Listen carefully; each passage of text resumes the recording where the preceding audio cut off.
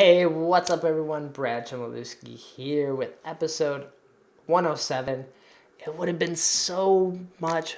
Oh, start over. Hey, everyone. Brad Chmielewski here with episode 107 of Shatter the Vein. I feel like it would have been so much more perfect if this was episode 108 because we talk so much about the Evil 8. Maybe I should just change it and just have 107, the lost episode, come out years later.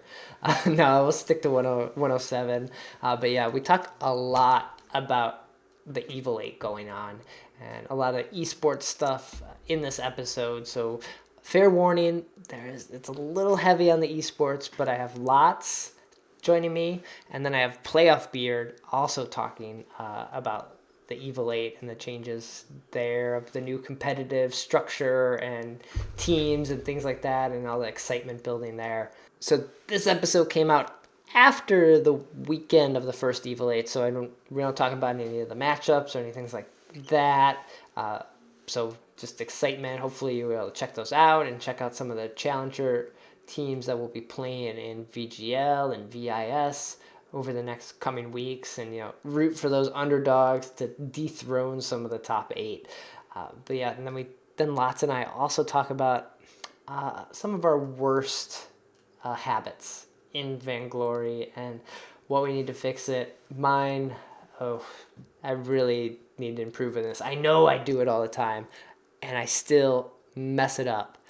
But yeah, let's do it. Let's jump into episode 107. Shatter the Vein, a podcast about Vainglory.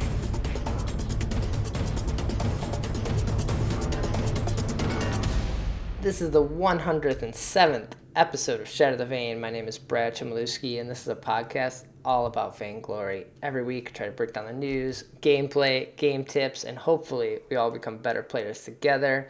And each and every week, bringing on new people from the community to talk about this game we all have become addicted to. This week, I have Lots joining me again. Welcome back. Hey, man. Thanks. A lot has changed. Most recently, you're now the GankStars Coach and Competitive Advisor, right? Right. What? Yeah. Introduce yourself, for that title, and who you are for maybe people that didn't see. I think it was episode 67, so December. That's quite a while ago. Yeah. So I think the last time we talked was after we won the Autumn Live Finals. Yeah. Yeah. So at the time I was with Liberation, and then everyone kind of left. So basically, I just went to GankStars, and now I'm the coach of GankStars. And then they gave me this fancy title called Competitive Advisor, which is literally just Scrim Manager in a nutshell. But yeah, so kind of me. Did Liberation completely dissolve, or just the team Liberation X? So Liberation was kind of revolving around Liberation X in a sense. So basically, when you take out Liberation X, Liberation kind of dissolves. Sure, yeah. The people that are interested in moving it forward aren't there anymore. So yeah. So basically, what ended up happening is all the people who wanted to do something competitively kind of moved on. So Marto went to HH, or I guess Hammers now. Yeah. Sam actually just recently went over to Phoenix, but. All the players who weren't really related to Liberation X but still wanted to be competitive left pretty much right after Liberation X kind of disbanded. Okay. And so with this left is kind of more the casual side, and so people started getting discouraged with things, and so it kind of went down a bit. I mean, there's still people talking in the line chat, but. Well, yeah, people definitely went their own ways. Yeah, you all become friends after multiple seasons of playing together, so it's hard. For sure. It's hard to separate that, even if that guild moves on. People will be in other guilds and other teams, and Right. Yeah, I think it all moved on pretty well though. I don't think anybody has bad blood. I don't think anyone is I mean, obviously people are sad about Liberation kind of disbanding in a way or like Yeah. dissolving, but no one's like too traumatized over it or anything. All right. Well, that's good. Yeah. Yeah. So this new role comes in like perfect timing as the esports scene for Vainglory is like evolving and going to the next level. So it's really exciting time for the game. Yeah, like it's so weird. This season's gonna be so weird. Like we're seeing basically what happened is the team I wanted to make for Liberation was like my last kind of competitive thing that I wanted to do for Vainglory because I realized like the way it was going is basically gonna be like high dollar stuff. Okay. And like it's gonna be like my last chance of like putting my mark out. And so I got really motivated to do that. And then this like offer came by from GankStars, so I was like, okay, that works. But yeah, I started learning so much more after I joined GankStars about like where everything's going, and yeah, this is like a make it or break it type of thing for Vainglory esports wins. Oh, you think so? This season is okay. Yeah, very much so. All right. Well, then let's jump in the news, and then we'll talk about, I guess, why you think it's the make it or break it. Vainglory News.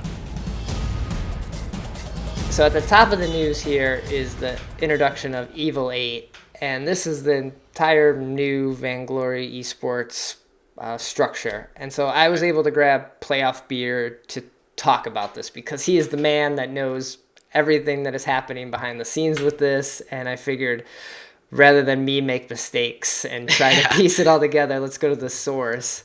It's very confusing. So I grabbed him. We're going to cut to that interview here, him explaining Evil 8, if anyone isn't familiar with it, and then we'll come back and talk about what he said and our thoughts on Evil 8 overall. All right, so I've got PlayoffBeard here, Super Evil Senior Director of Content Strategy, or head of the community, joining me to help go over the new Evil 8 structure that's going on. Welcome. Hey, man. Good to hear your voice. It's been a while. Yeah, good to have you back on. And there's been so many changes over the past year now, especially the 1-year anniversary here this weekend. So yeah, that's pretty awesome. It's crazy how these things sneak up on you. I mean, you know as well as I do, but it's like Vainglory has only been an esport for less than a year. Right. And so much has happened. Like, you remember back when it was like people were doing 2v2 tournaments where they were using the third person as a spectator cam because we didn't even have spectator mode in the game yet. Mm-hmm. And here we are with this big Twitch deal and the Amazon sponsorship. And for me personally, the most gratifying thing was being at the Spring Live Championships, like right off the Walk of Fame in Hollywood, and having it be like sold out crowds where they're like, oh no, we can rope off the balconies and the side areas because we'll never fill that. And then it's like, nope, we got to open that up. It's like, nope, we got to add folding chairs. Nope, we got to turn people away at the door. I was like, sure, we're not like League of Legends, like Staples Center level yet, but it was really cool and gratifying to see just everyone showing up and all the support we're getting from the amazing community. Right, and for the third live final, like that's pretty awesome. Yeah, it's come a long way. We obviously have these amazing homegrown organizations like Hammers Esports and Nemesis and GankStars that have just done so well, and then having all these pro orgs come in, the TSMs and SK Gaming, Mouse Sports, G2, SK. Yeah. The list is getting longer. Team Secret, 3-time champions now. So a lot has happened. A lot has happened, and it's kind of made us, in a position now where we can take things to the next level, and I hope it's going to be good. Right. So that's what the Evil 8 is. It's kind of it's going where maybe the Vainglory League was headed, or it had built this thing ground up, and they were doing their thing, and now the Evil 8 kind of replaces that, and Vainglory League and VIS kind of steps back to that challenger team tier, right? Yeah, so for anyone who doesn't know what we're talking about, summer season of Vainglory Esports is presented by Amazon and introduce a whole new structure. And we really tried to think about what was working really well in the past, what have we kind of like outgrown, and also what are the cool things that other games are doing out there with their esports that fans are getting really excited about.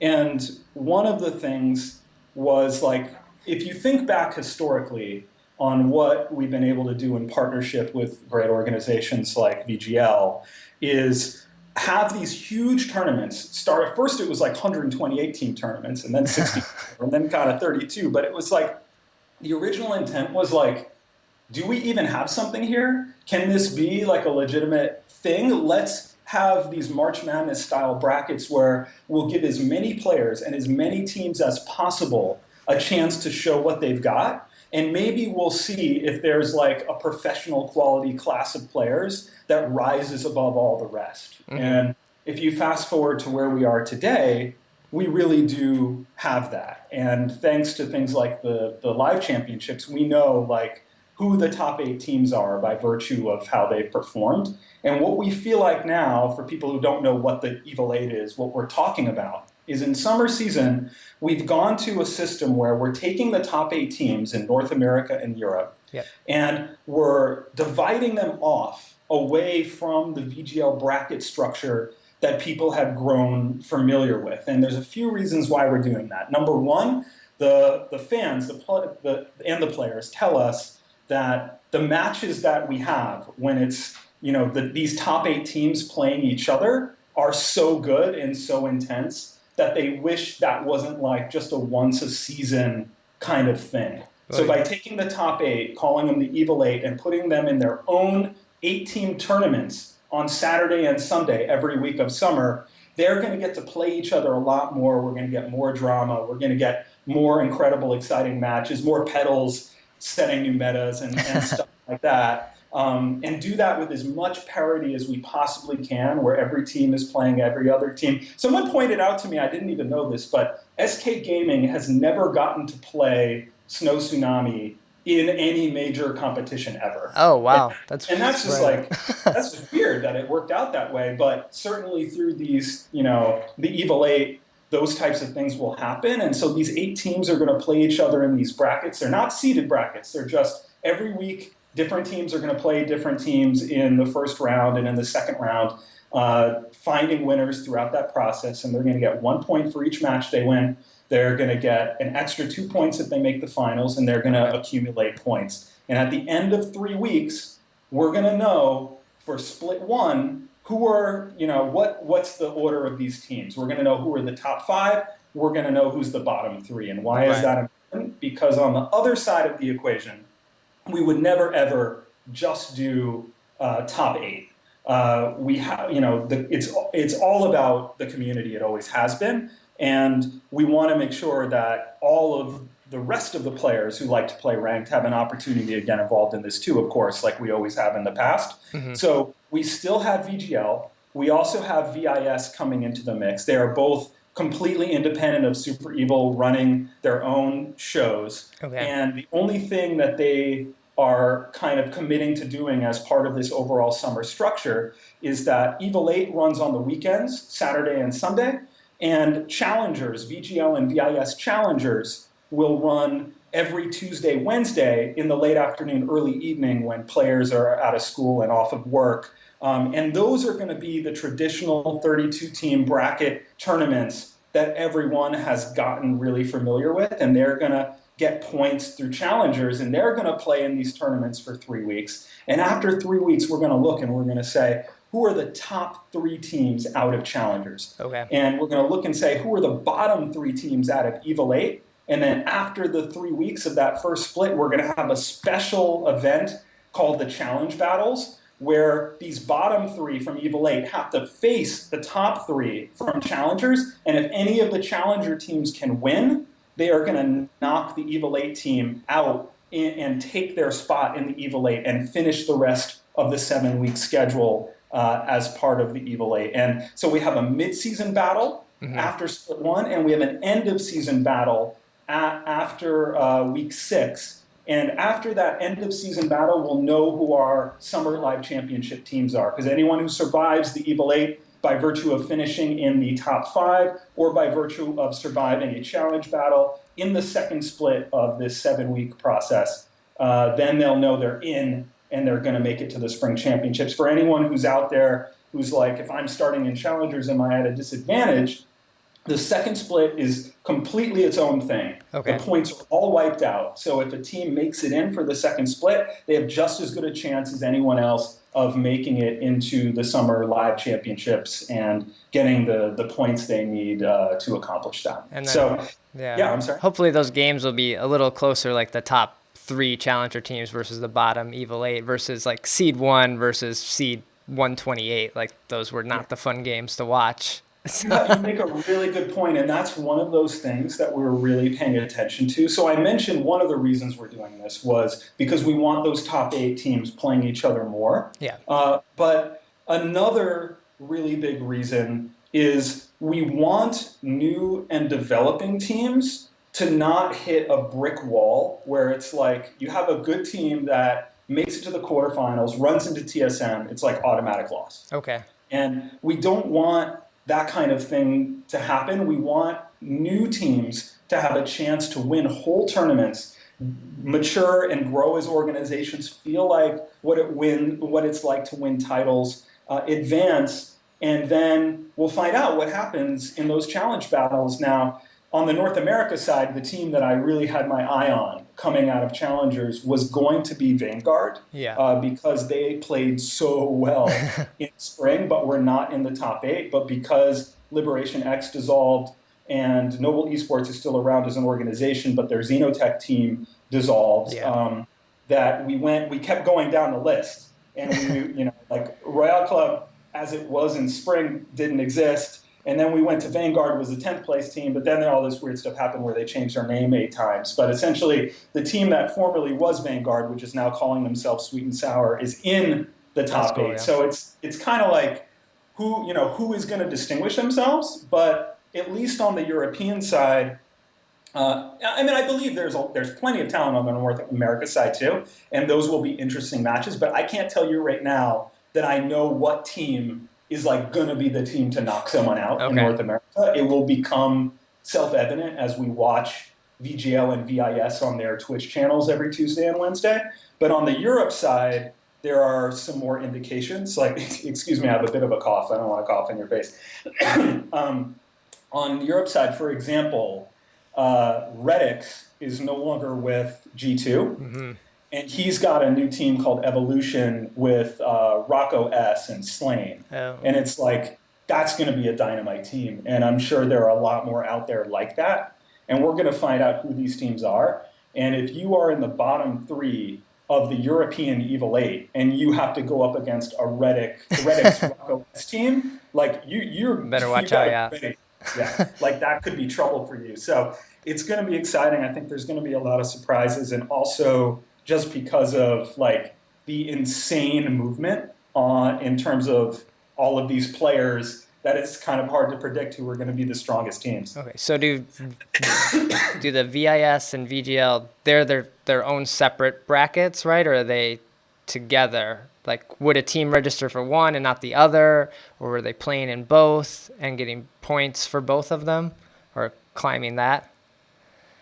So if you are playing in the Evil 8, you cannot play in challengers. Right. And that's because for the reason I stated earlier, which is we want new and developing teams to have a clear path to winning whole championships or winning whole VGL and VIS titles, challenger titles. And so if you are in the Evil 8, you're going to play against the best, and you're going to try to stake your claim on the summer championships, because the only way to get into the summer championships is if you finish the summer season as part of the Evil 8. Yeah. So we're going to leave challengers, run by VGL and VIS independently as something where they can have these awesome tournaments that show us who's the present and who's the future, that is going to try to knock these teams off of a pedestal in the Evil 8 and take their spots away. Mm-hmm. Yeah, that was one. So if I formed a team, would I play in both VIS and VGL? Would I have to register for both of them and play? Yeah, so that's a really great question. So the reason, just so people understand, because they might be like, why on earth would we complicate it like that? The reason that we're doing this, there's a few reasons. Number one is we want community to feel like it has ownership over the challenger piece of this. Yeah. And when amazing community organizations come out of the woodwork, we want them to be able to be considered to be a part of this challenger structure. But more importantly, it's like these independent challenger organizations, like they only have so many people, so much time, so many resources, and it felt really unfair to ask them to dedicate like nonstop, week over week, constant work on this. And what they're doing is VGL is doing week one for NA and EU, and then they get a week off to prepare. Oh, okay. And Okay. then VIS does week two, and then VIS gets a week off, and then VGL does week three. And by doing that, hopefully, we'll find out, but hopefully that will make it not like an overwhelmingly daunting commitment for those independent organizations. So as a challenger team, you just register for the challenger series, right? You don't. Yeah, Okay. as a team who wants to play in challengers, the only thing you have to do is go to VaingloryEsports.com. And right now we have it's like a placeholder single landing page that just effectively is serving to give you an apply now button. And all you have to do is hit that apply now button, and it will take you to a form where you can put in your everything is based on your in-game team. So you put in your in-game team and a contact, email, and then that goes into the pot for processing. Yeah. And it doesn't matter whether it's VGL or VIS. All you ever have to do is go to VaingloryEsports.com, and it's important because every week it's its own tournament. So every week you have to go apply to get into these tournaments, and all you have to do is go to VaingloryEsports.com, hit the apply now button, and then literally right now as we speak, as you're taping this on Friday around 2 p.m. Pacific time, our engineer is running the script here at Super Evil, where we had over 2,000 teams apply. Whoa. Okay. It's crazy, really crazy. So I'm really, really excited to see that. So what we do is we have a script that Super Evil runs. And what it does is it looks at just the ranked matchmaking rating of the top 3 players on each team. And that will, spit out the 1 through 32, or really the 1 through 2,000, but will tell us who the top 32 teams are. The reason we restrict it to the top 3 is because we want people to be able to fill out their rosters with subs without hurting their overall ranking. Sure.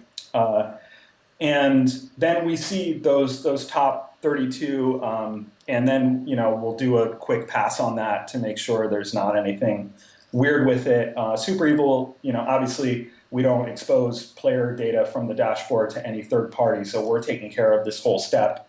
And then we will send the final lists to VGL or VIS, whoever's week it is, and they'll create the brackets and release those brackets and help all the players know when to play. But that's literally happening right now. So probably by the time we're off this call, I will be able to go out and see who the top 32 teams are for challengers in North America and Europe, and make the final pass on that. In the past, we always were like, we would take a look and we would be like, okay, well, Nemesis Hydra, has beaten this team in every tournament throughout the past 2 seasons. So even though they're 1 position lower on the rank, we'll factor in past performance and we'll move them above that team. Okay. I don't expect we'll be doing a ton of that unless there's something super obvious. We'll mostly just be providing those rankings over to VGL and VIS, and they'll be able to make their brackets. Nice. Well, yeah, I'm excited to see what the 8 looks like now, to see what it looks like at the end of the season, to see if these were the top 8 from the beginning always, or if someone did come in here and unseat them, and we now have these new teams coming in, which could be an interesting live finals, and then the world championships too towards the end of the season. Yeah, we'll certainly find that out. And then of course the massive wild card is that in Europe, the Evil 8 is pretty stable. It's you look at the teams and it's Team Secret, Cavalifar, Palmatoro, Mowgli, Dingo, Dark Potato on G2 Kingwin, Leon, Emmer King, Techno JJ on GankStars, all these, you recognize all of these names, but you go to North America, and I think the way Nitmet put it to me was it's like you put all the player names in a bag and shook it up, and then just just drew them out and put them on teams. It's like, honestly, like to be perfectly honest with you, this might be a little more movement than we want. Like it's something that we should probably take a look at, because I want fans to be able to like identify with players and identify with teams and not like have like completely insane whiplash every season. Yeah. But it's certainly exciting. It's exciting to see something like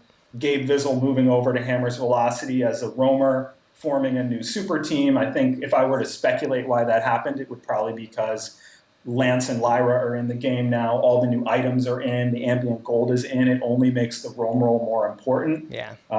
You have I Love Joseph, is back on Nemesis Hydra, which is their original, like traditional roster that has always been the strongest, and Status Baked and some other LBX people have moved over to Phoenix Rain. I could spend a whole segment with you just talking through the players, because I get so into this stuff, but it's like the fact that TSM was single-handedly knocked out of spring championships by Von C, who just played out of his mind on Kestrel.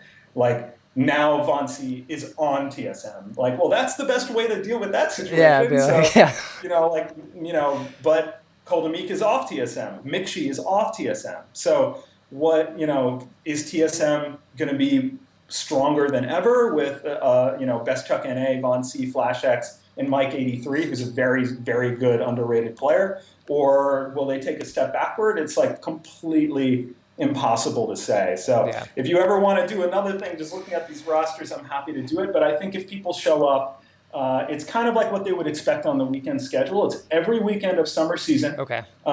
Europe is going to start in the morning. For me here, it's 9 a.m. Pacific, but generally for everyone, at least on the North America side, it's going to be, first thing in the morning, Europe Evil 8 will start, and that will continue straight into North America around 1:30 p.m. Pacific time. The tournaments go across Saturday and Sunday. We will have a tournament winner of these 8-team tournaments every single weekend. So if you just check out twitch.tv/Vainglory on Saturdays and Sundays, you're going to see matches of the quality and caliber of the live championships every weekend, which I think is going to be a lot of fun. No, yeah, I'm excited. This episode will be up after the first week here, so everyone should, it's 4th of July weekend, but I'm sure everyone will be watching what these new players are doing, and we all need to learn how these new items work still, and we want to see what the pros do. So I'm sure everyone will be watching this weekend. We'll get to find out who's meta. Yeah. Right? Pretty confident we'll see a lot of Lyra bans. But, probably, yeah. Other than that, it'll be interesting to see who the new hotness is. I'm hearing some people have been doing some pretty weird stuff, at least by traditional standards. So definitely be interesting to see what comps and picks we see. Oh, okay. Yeah, this is awesome. I'm excited to see this change and this evolution of the Vainglory esports scene. So very cool. Yeah, me too. The only last thing I just wanted to mention, because I know that you reach a very wide audience of Vainglory fans, and we really appreciate you doing this, in such a committed way. For everyone out there who listens to Shatter the Vein, not for esports, who listens to Shatter the Vein for all the other many reasons you could be listening, it's really important to me that you know that just because I'm talking about esports, or that Action Jackson is like hosting an esports broadcast on the weekend, it doesn't mean that the entire rest of the team isn't completely dedicated to making this game better in all the things that don't have to do with esports. That is literally Captain Nito's job. He's marshaling an army of people who are just working on new features, new advancements, more progression. Like, esports is not a part of their vocabulary. Right. They are completely focused on, like, Captain Nito is completely focused on making this game better from a feature standpoint, and Surprise Birthday is completely focused on making sure, not just things like balance are great with Zcat, but also,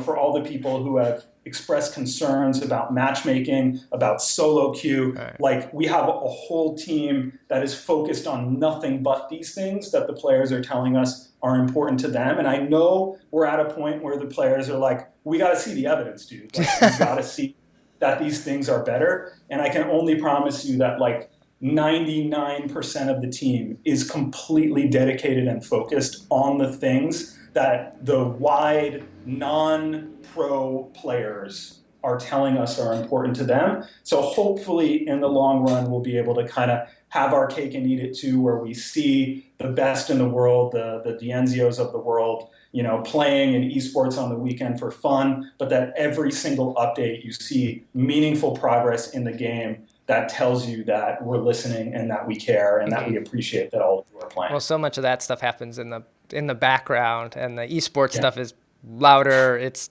it's advertising in a sense, so it's in your face a lot, often more times than like, hey, we made the game lighter and smaller download. It's not as sexy. Yeah, so hopefully, in the not too distant future, we can bring, Captain Nito or Kraken or people like that in, to Shatter the Vein and talk about, the cool stuff that we have in the works on all the other fronts. But yeah. Cool. Well, PlayoffBeard, thanks for joining me to talk through this new season. Exciting.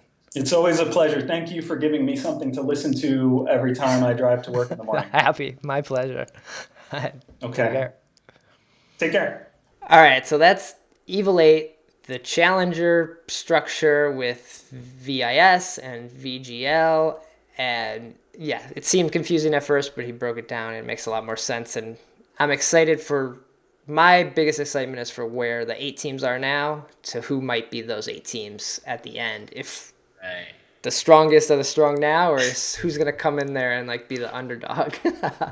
Yeah, I think it's really cool the way the system is, because it definitely does do a better job, honestly, on deciding who truly are the top 8 teams at the end of it. Because it's like, the top 5 teams that stay consistently top 5, like, props to them, right? Like, they're avoiding the bloodbath to come, which is the bottom 3 versus the top 3, right? So I think the system they have is like really cool because, consistently over every single like live finals, we always see like around the top 6 teams that are like definitely like close, right? Yeah. You have the top 2 teams which are like way above everyone, and then you have the 4 teams below the top 2 that kind of compete, that can still take off games from the top 2, and then you have usually 1 to 2 teams that are just like way below in like skill and stuff. And it's like there's a huge clear difference. And so I think the system we have in place now is going to do a really good job of like kind of having that more of 8 top teams compete. Yeah, and this is very similar to how League of Legends works, or even soccer. This is how the soccer system works. I'm not super familiar with soccer, but yeah, a soccer team could get kicked out of the league by like a challenger team. So I didn't know that. so it's pretty. I think it makes for a more interesting matchups and things like that. Yeah. And I'm sure we'll see some of hopefully those bottom 3 teams of the top 8, like take it serious and don't think, oh, we're already like the top 8. We got nothing to, these guys are just scrubs coming in. So it's funny you say that, because like one of the main issues I had with it when it first came around is kind of like the same issue that a lot of people had with basically like any league-based system. Because this is like more of a league-based tournament now. Yeah. The main issue that people have with that is that like it caters to orgs, right? So the people who could put down money for the best players are usually safer, right? Sure. Which is, it's better to have it that way, right? In my opinion, because it's like it's more consistent over like a length of time. However, I do think the system makes it harder for like those underdog teams to just randomly take off a win or 2 and make it to live finals, which I always kind of like that stuff because it like kind of made it exciting. Like that one live finals, everyone freaked out when Liberation got kicked out of VGL because they got knocked off by I think it was Team Smurf Vanguard or something. I forgot exactly what team it was, but yeah, they ended up beating Liberation, and like that was huge, right? Like everybody was freaking out about that, and I'm gonna miss that a little bit, but we'll still have it like in the bottom 3 versus the top 3 type of thing. But it'll definitely be harder for those like teams to get back, and so I think the top 1, top 2 teams in Evil 8 are going to be like a lot more like relaxed about everything, but definitely nearing the below, like 5th and below, it's really going to push the top teams to like keep working and not get complacent. So. And yeah, you mentioned like people paying and buying the top players. If you're one of those top 3 challenger teams, like you may get scooped up next season by some of the Right. other organizations. Like, oh, well, we saw that laner, like, ours is leaving or not doing so well. Let's grab that guy so then we don't even have to face them next time. Right. Yeah, like that's gonna be an interesting thing to see. Is definitely like the challenger teams who do step up, because I think it's pretty crazy to say that the top 8 teams that we have right now are going to be the exact top 8 teams consistently through the tournament. I definitely think there's going to be relegations. Yeah. Considering all the roster switch ups and stuff. And so I'm really excited to see those like really big challenger teams and see like kind of talent that nobody has really paid attention to yet. Yeah. I'm an advocate for those type of people, so I'm really excited about that. How do you feel about all these NA changes and like it's a lot of different players moved around and different roles even this time. It seemed like more chaos this time than previous seasons. The way it's going was pretty expected for me. I don't know if I get in trouble for saying this or get someone in trouble for saying this, like, sorry, in advance, I guess. But I know back in Winter Finals, T-Tigers got picked up by HH. But at the same time, they were also trying to pick up Status Baked. Okay. At the time, I don't really know the like inner workings of why he decided not to go. But this is just what I've heard. That he was also being talked to by Hammers. And so, that was going to be an even bigger switch up. Like, people thought winter season was bad. And so when I heard about like all these potential changes that were about to happen in winter season, I was kind of like not really surprised that everything kind of came down into spring. Yeah. I heard some stuff about TSM and like, internally they weren't like doing so well. But I kind of didn't put a lot of faith in that, right? Like I didn't say like, okay, yes, this is hardcore evidence. I kind of wrote it off as a rumor because usually like every team has internal issues. And so I just kind of like write it off. But so when that happened, I was like, okay, well, maybe something just wasn't working out, or maybe Cole just preferred Phoenix. He thought he would do better in Phoenix. There's always like, it was never really surprising when I heard the changes. Okay. I think the most chaotic it got was between TSM and Hydra. Like Joseph went to TSM and then he went to Hydra, and there was talks about him going back to TSM. It was like really random. So it was easy for me to keep track and not get too surprised. But Okay. I think they're pretty good. Yeah. I think it does because players seem to move around and our seasons in Vainglory are so short. The NA scene is hard to be like, I root for this team because I like these players, and then like, oh wait, but my favorite laner is now on this team, but I still like that organization. Where in EU you have Team Secret. They've been Team Secret forever. You have SK. They've been SK forever now. And so Yeah, I think that's like a pretty big issue that we have, right? Also, I think the way it's going now, I think, is when SCMC really needs to start doing, anti-poaching rules, having strict roster locks, which they're actually having roster locks in Evil 8 now, between, I think, the first and second split, which is good. They need to have a system like that. But yeah, this is when, if they're really going to start trying to bring it up to this level, they need to start, like, investing in, contract protection, protection of the players, so to make sure that they're getting treated nicely by the big orgs. That's true, yeah. Protection for the orgs, so they don't just randomly lose their players, because, that's a huge thing about, people wanting to invest in your game, is knowing that the investment's, like, safe, right? So I think we're going to start seeing that over the next season, like, after this season, most likely. Mm-hmm.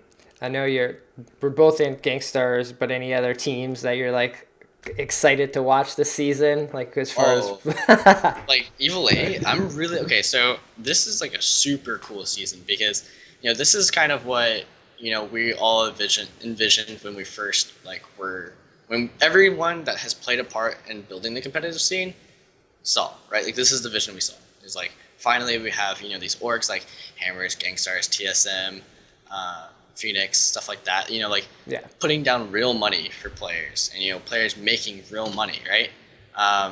And, building up to this, like, big point that we're at right now. Like, we have, Korean tournaments. Like, that's huge, right? And so, pretty much every single team, I'm excited to watch, Hammers and Phoenix, like, the super teams, right? I'm really excited to watch those because, there's always a risk of whether or not this team is just going to be godlike or if they're going to run into, like, the superstar issue where you have too many power players on your team. Right. that they just don't mold well. That could always happen. I'm really excited for teams like Vanguard, which GankStars is playing first. I'm really excited to see, because they've been definitely an up and coming. I know they just constantly scrimmed TSM last season, like over and over and over. Yeah. And so I'm really excited to see what they'll do. I think their draft is going to be really unique. Pretty much every single team has their own qualities. Like, obviously, I'm excited to watch GankStars, right? Every single team has their own qualities that I'm excited to see. So, Nice. pretty much all of them, yeah. Yeah. So this episode is going up after our first weekend, but yeah, the Evil 8 will happen every weekend, and then was it Tuesdays and Wednesdays will be the challenger teams facing off in that tournament. So that's a lot of Vainglory eSports to watch too. It's a lot. So get ready for all that on Twitch, and I'm sure we'll be talking more about it as we get to the relegations. I think that will be the most interesting thing to talk about. Yeah. When those pop up. But yeah, so that's Evil 8 right now. There's been a few other things in the news this past week. 1.19 has been full of bugs. Like it's a crazy patch. It's almost like the sunlight system just added this whole other chaos that like spiraled the rest of the game out of control. For sure. But we got a 0.3 update, I think today or yesterday. Yeah. So this was I don't know if it was a mandatory download, but it fixed a lot of the issues with the invisibility of abilities. I think there's still some other bugs like the Ringo alt not being blocked and things like that. That's weird.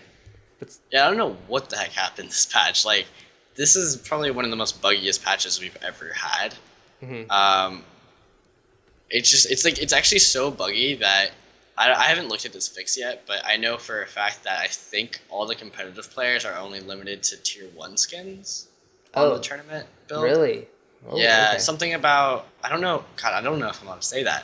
I hope I don't get anyone in trouble for saying that. I don't think it's that big of an issue. Well, we'll see. Yeah. We'll see. We'll have seen the games, so we'll see that. Right. So everyone's limited to tier 1 skins because they didn't want a build to come out that they thought would fix the issues, and then it actually doesn't, right? Because the biggest thing is like Ringo alts, Skyfor, Barrage. I know there's some bugs with Catherine's V where you actually couldn't tell visually if you actually had it up, except you would have to look at your ability and stuff like that. They didn't want to put a build out that doesn't fix everything and just hope for it to work. And so they're hoping that tier 1 skins would limit the bugs.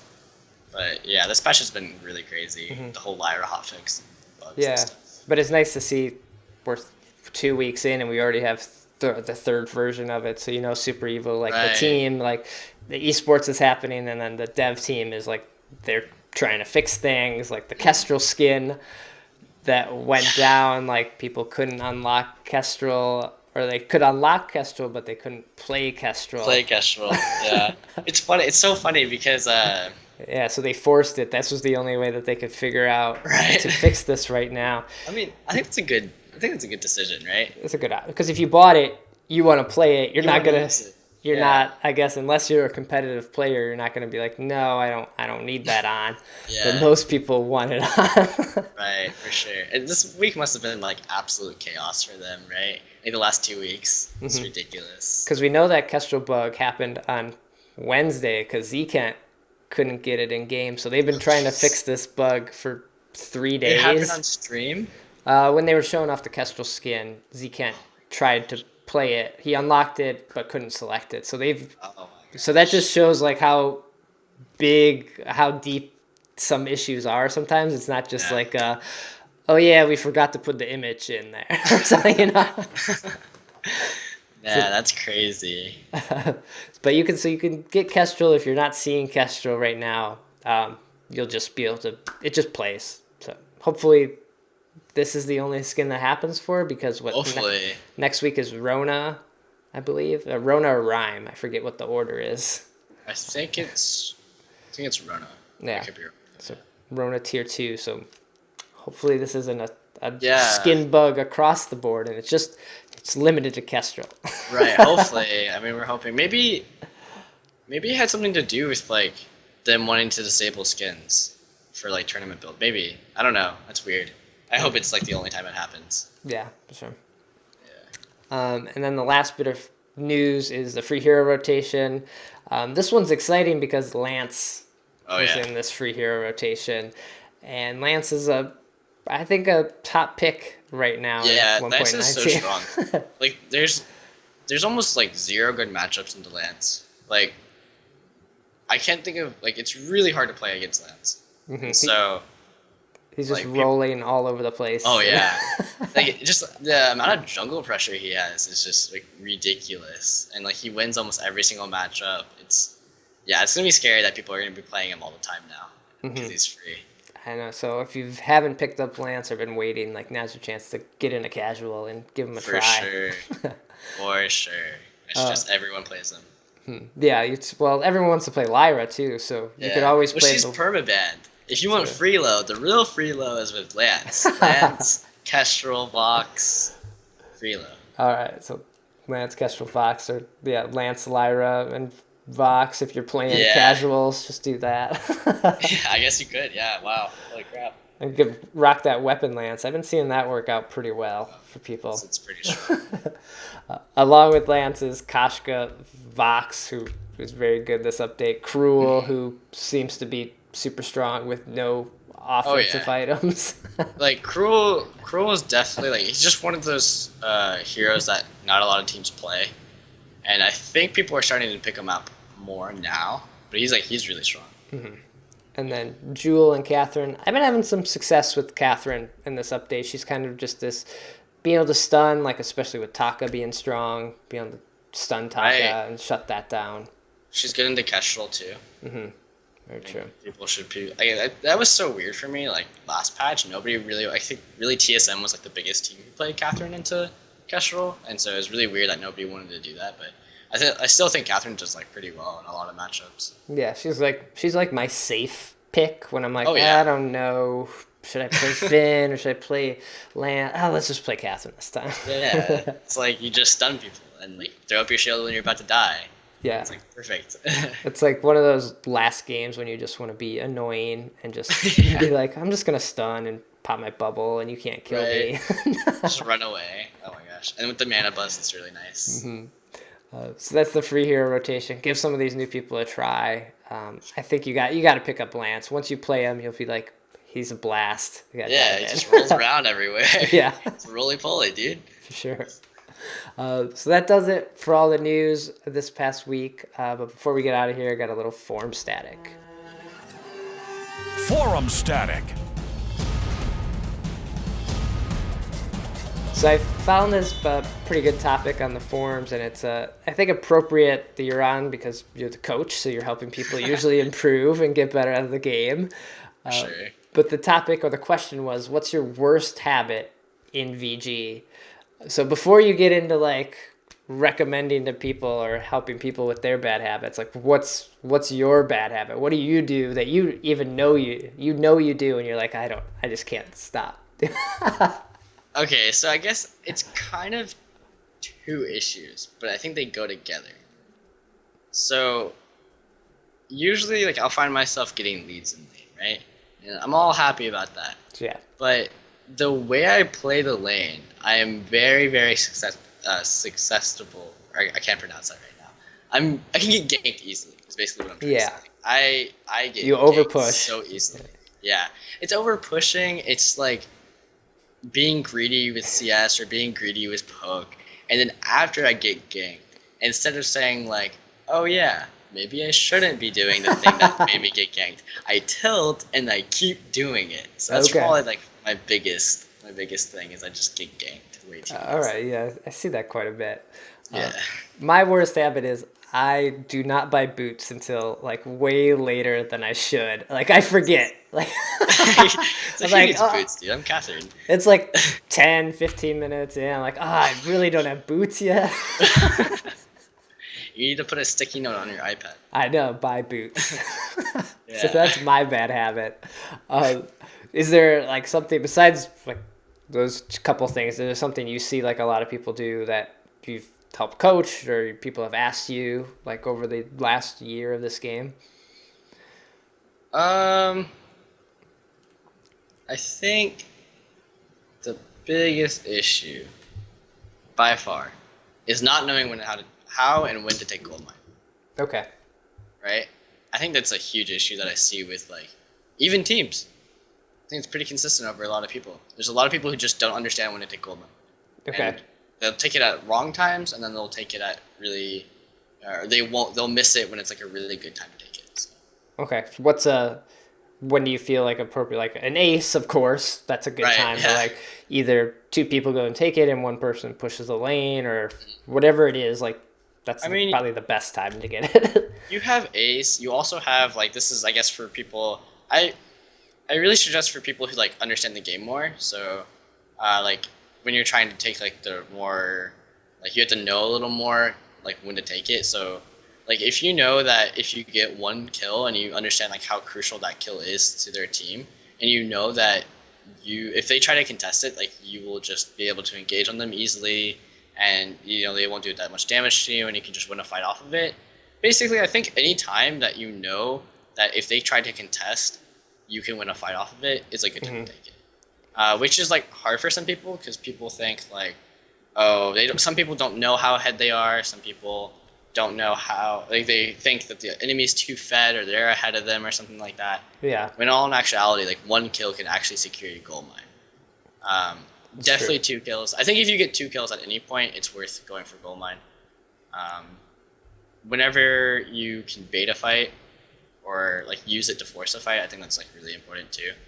So just whenever you have an advantage, team fight wise, is usually like a pretty good area to get gold mine. Right, and you don't have to wait until it's full. Like you should Yeah. wait usually at least halfway or more. Halfway. Usually, like you don't want to get it when it's halfway, unless it's like you get 2 kills and like there's literally nothing else you can get. Yeah. It like might be too early in the game to get a tower, or their jungle's already cleared, or something like that. You know.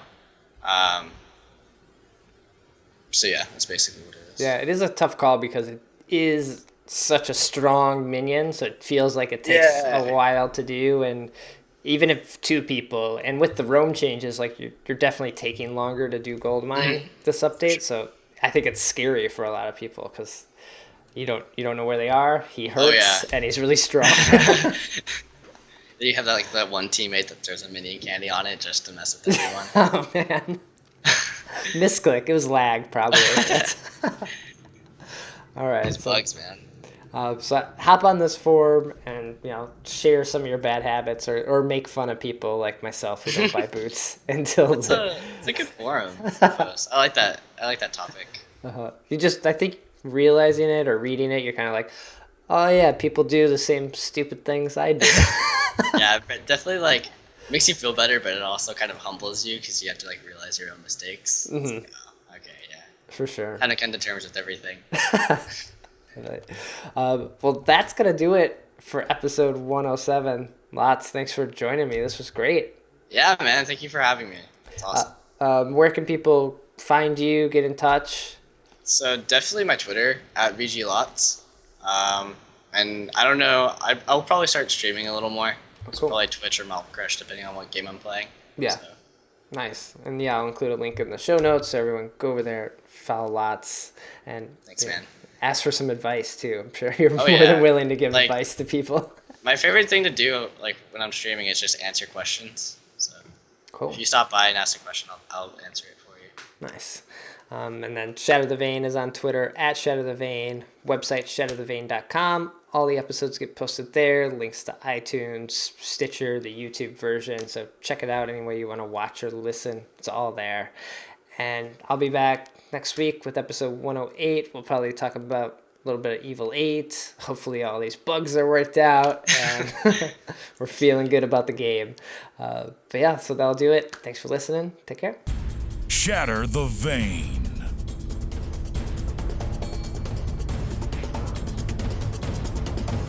Let's get this over with.